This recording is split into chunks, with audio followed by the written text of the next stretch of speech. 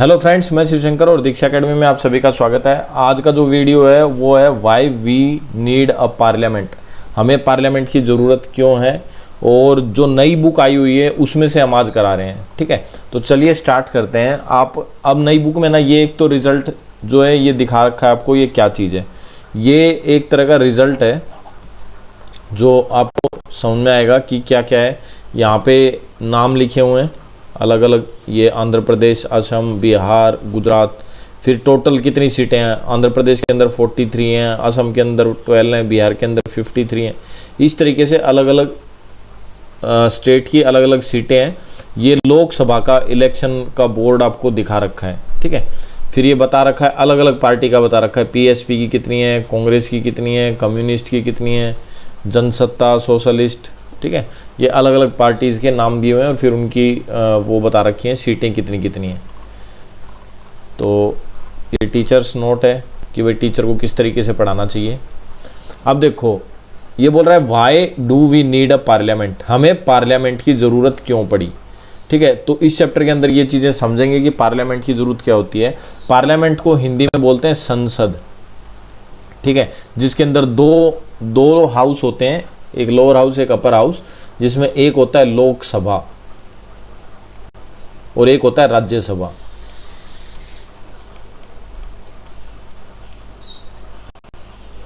ठीक है, एक होता है लोकसभा और दूसरा होता है आपका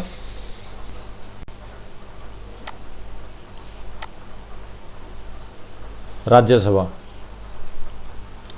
ठीक है, तो हम जो वोट डालते हैं वो डायरेक्ट लोकसभा में डालते हैं, राज्यसभा में हम नहीं डालते। राज्यसभा में विधानसभा जो होती है वो चुन करके लोगों को भेजती है। ये विधानसभा क्या होती है, विधानसभा जो स्टेट वाइज होती है। जैसे गुजरात है, गुजरात की विधानसभा अलग होगी, हरियाणा की अलग है, एमपी की अलग है, हर स्टेट की अलग अलग है। जैसे यूपी की अगर विधानसभा की हम बात करें तो यूपी के जो सीएम है वो कौन है, हमारे जो यूपी के सीएम है योगी आदित्यनाथ जी, वो इस विधानसभा के मुखिया हैं और वहीं से नॉमिनेट करके लोग राज्यसभा में अपने सदस्यों को भेजेंगे। ठीक है, इसी तरीके से लोकसभा का मुखिया होता है पीएम, प्रधानमंत्री।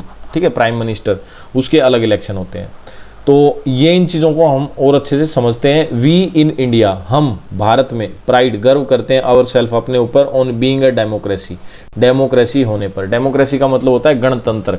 गणतंत्र का क्या मतलब होता है कि कोई भी आदमी कुछ भी कर सकता है। कुछ भी करने का मतलब ये नहीं है कि आप किसी को गोली मार दोगे।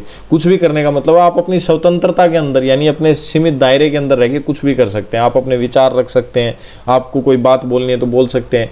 क्योंकि एक समय था जिस समय जो राजा नहीं चाहता हम वो बातें भी नहीं बोल सकते थे। तो ऐसे बहुत सारी चीज़ें जो हम कर सकते हैं। हम कहीं पर भी पूरे भारत में जाके व्यापार कर सकते हैं।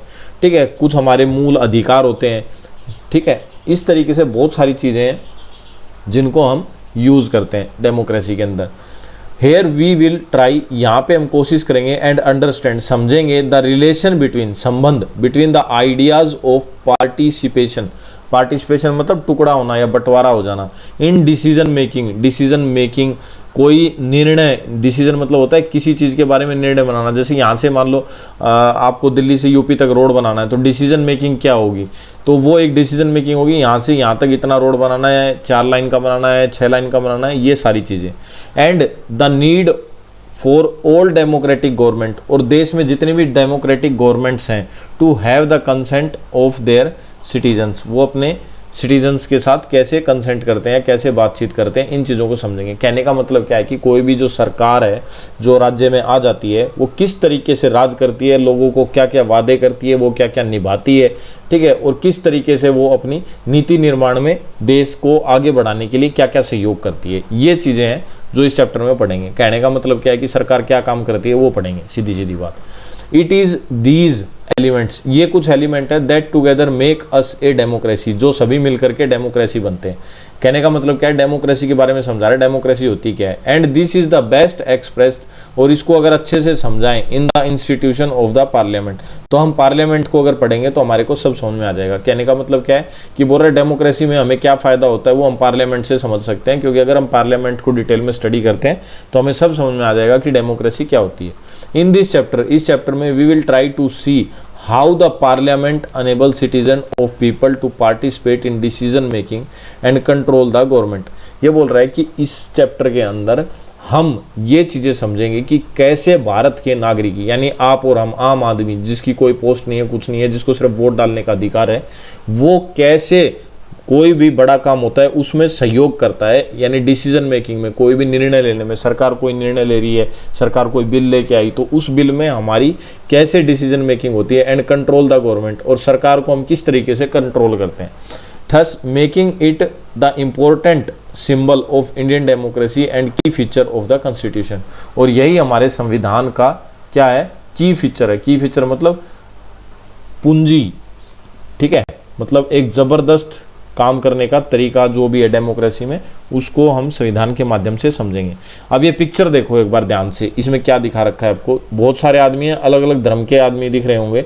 ये रियल में ऐसा नहीं है पार्लियामेंट। इन आदमियों को शो करने का क्या रीज़न है कि भाई जो भारत है ना वो बहुत सारे अलग अलग धर्म के लोगों के साथ मिल करके बना है और सभी ने इसको बनाने में अपना अपना सहयोग दिया हुआ है। इस तरीके से दिखा रखा है।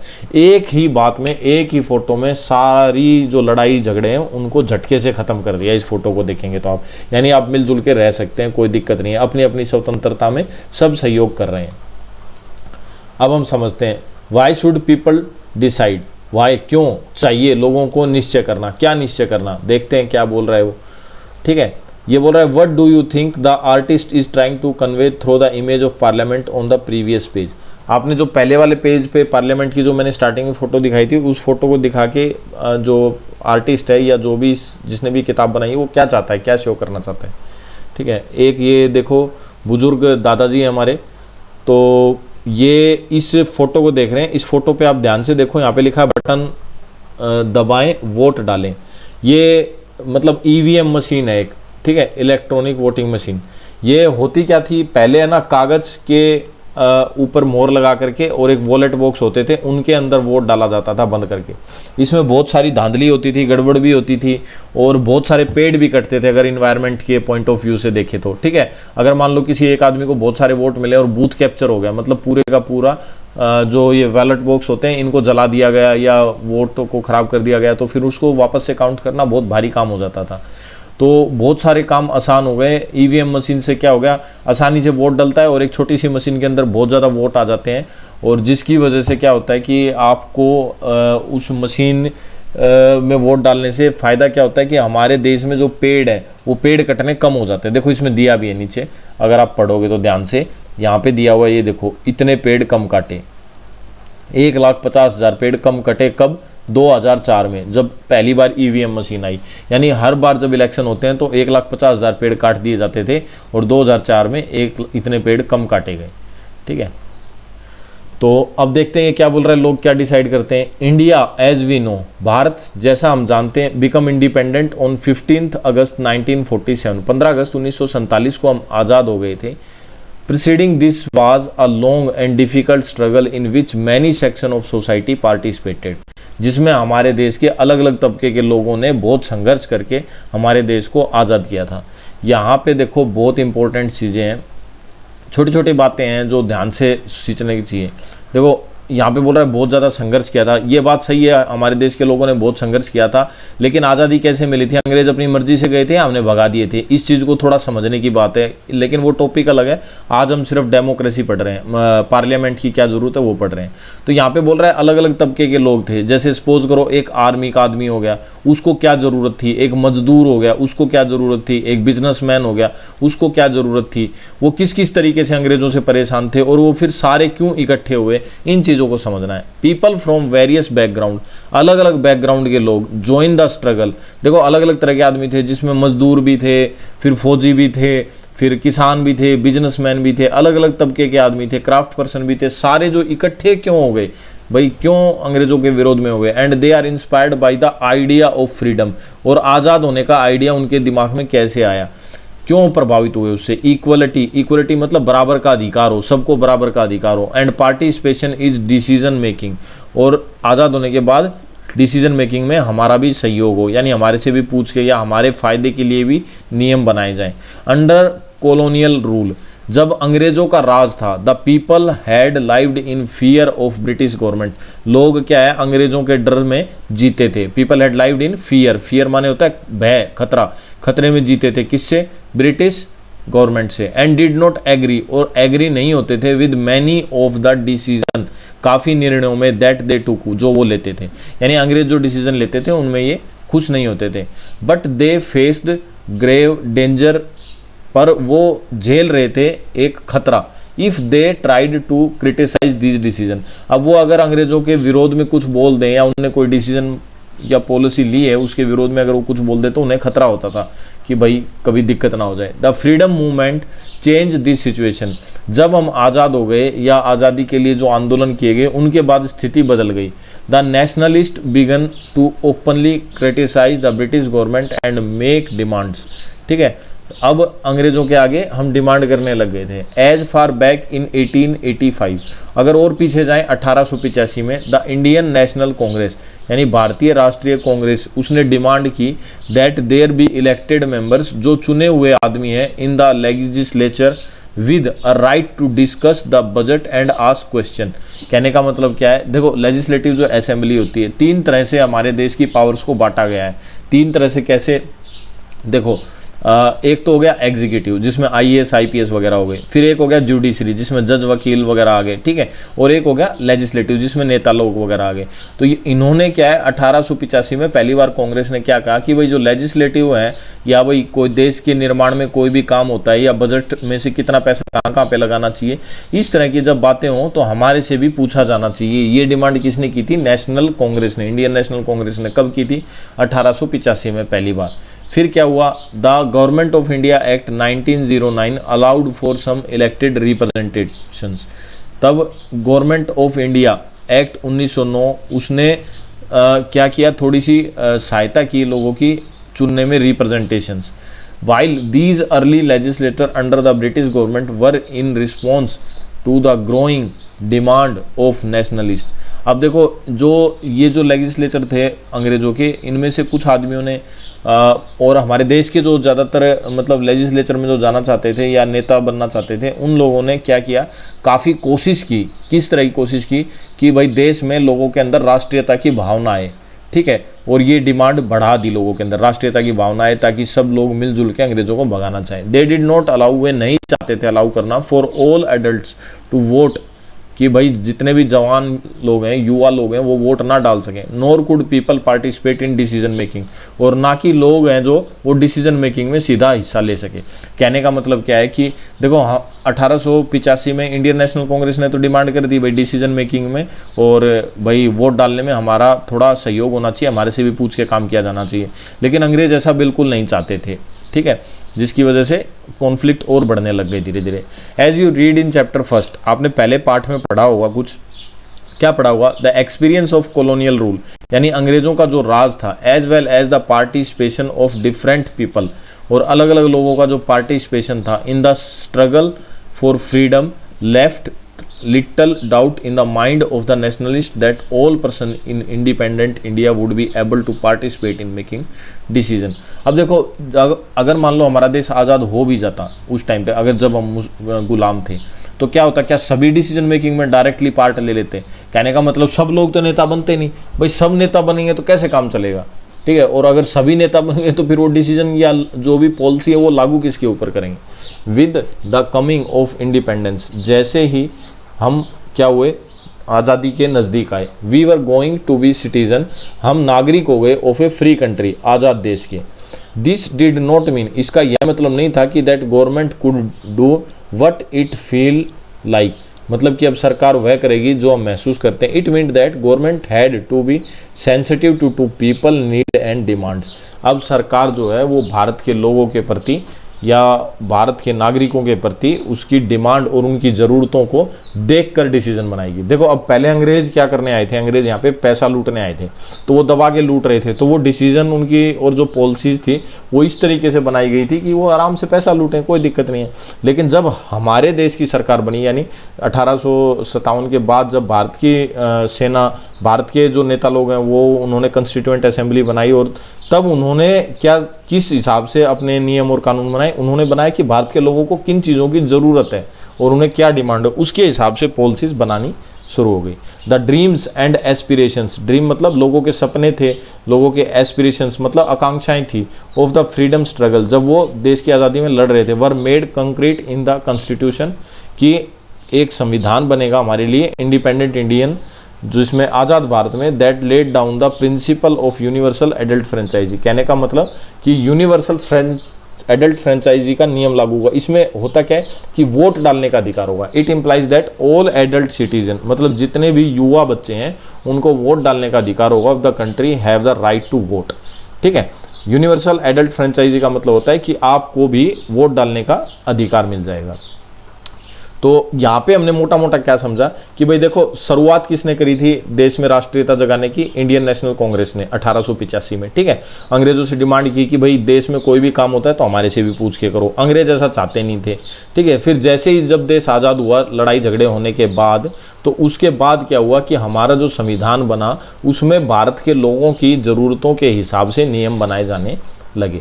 और सबसे पहला जो नियम बना वो यूनिवर्सल एडल्ट फ्रेंचाइजी का, मतलब पहले की मतलब कि संविधान के अंदर ये प्रावधान रखा गया कि भाई यूनिवर्सल एडल्ट फ्रेंचाइजी लागू होनी चाहिए, कि एडल्ट जो भी युवक हैं या लड़के हैं उनको वोट डालने का अधिकार होना चाहिए। ठीक है, तो यहाँ तक आपको मोटा मोटा समझ में आया होगा कि क्या हो रहा है, भाई पार्लियामेंट की ज़रूरत कहाँ से पड़ी। क्यों? क्योंकि अभी हमने डिस्कस किया था कि भाई सभी आदमी तो नेता बन नहीं सकते, तो कुछ आदमी नेता बनेंगे जो पार्लियामेंट में बैठेंगे।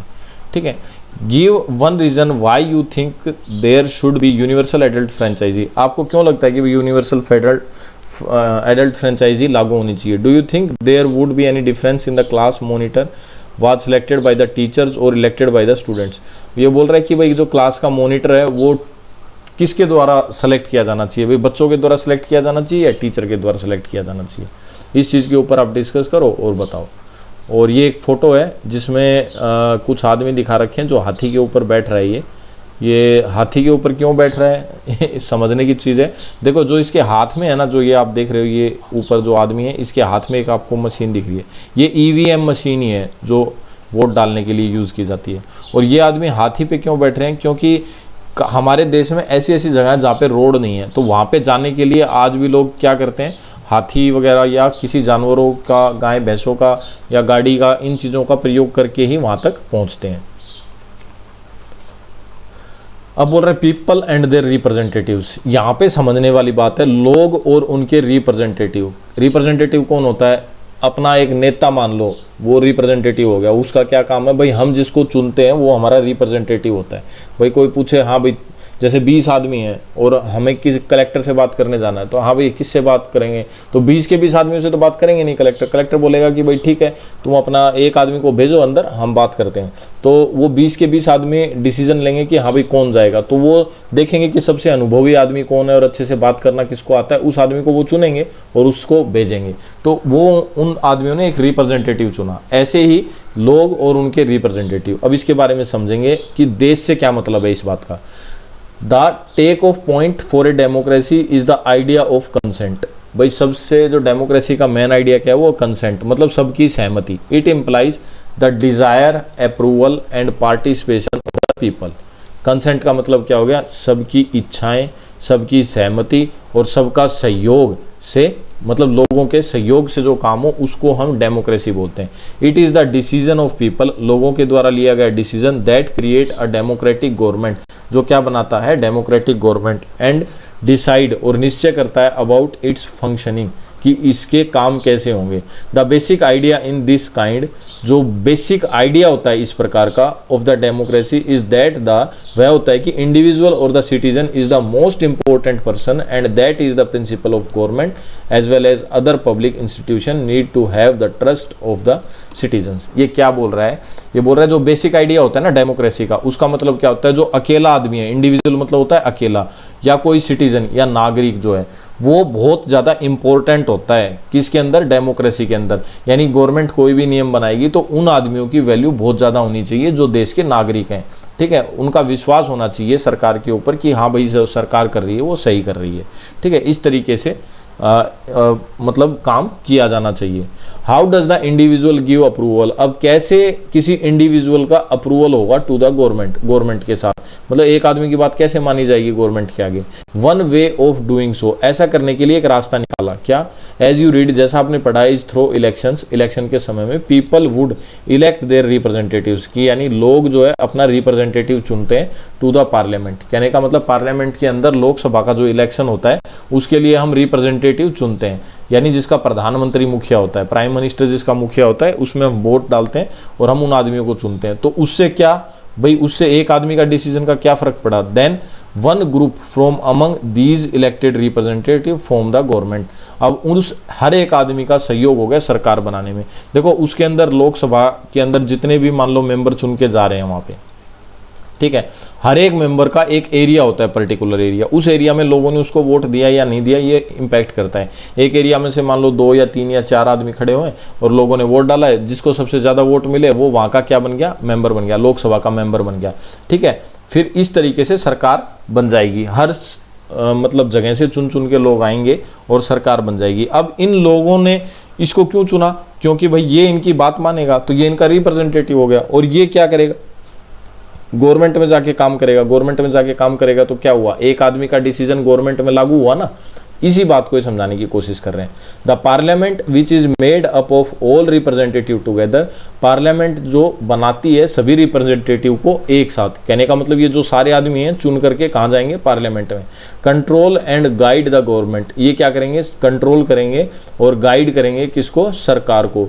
इन दिस सेंस, इस हिसाब से, people through their chosen representative, कि लोगों ने अपना जो रिप्रेजेंटेटिव चुना है, फॉर्म द गवर्नमेंट, जिसकी सहायता से गवर्नमेंट बनी है या गवर्नमेंट जो बनाई है, एंड आल्सो कंट्रोल इट, और वो इसको कंट्रोल करेंगे। तो आपको काफी चीजें समझ में आई होंगी इसमें, ठीक है।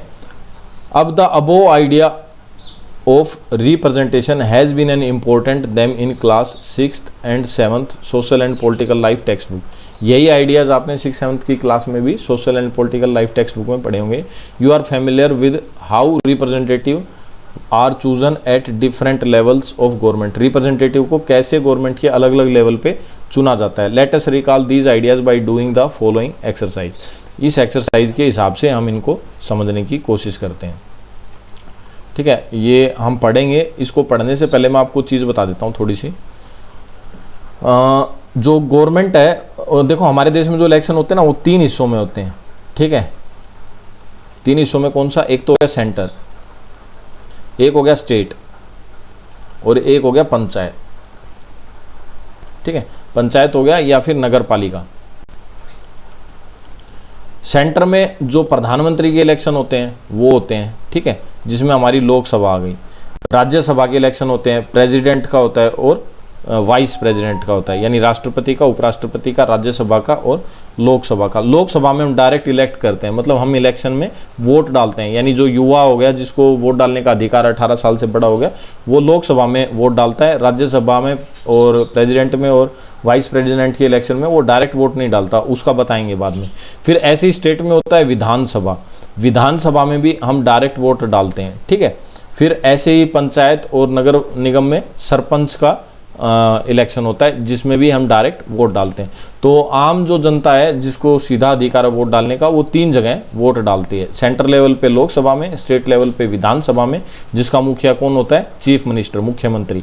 जैसे दिल्ली का केजरीवाल हो गया, हरियाणा का मनोहर लाल खट्टर हो गया, गुजरात का भूपेंद्र पटेल हो गया, ठीक है, और राजस्थान का गहलोत हो गया। इस तरीके से अलग अलग स्टेट के अलग अलग क्या हो गए, मुख्यमंत्री हो गए।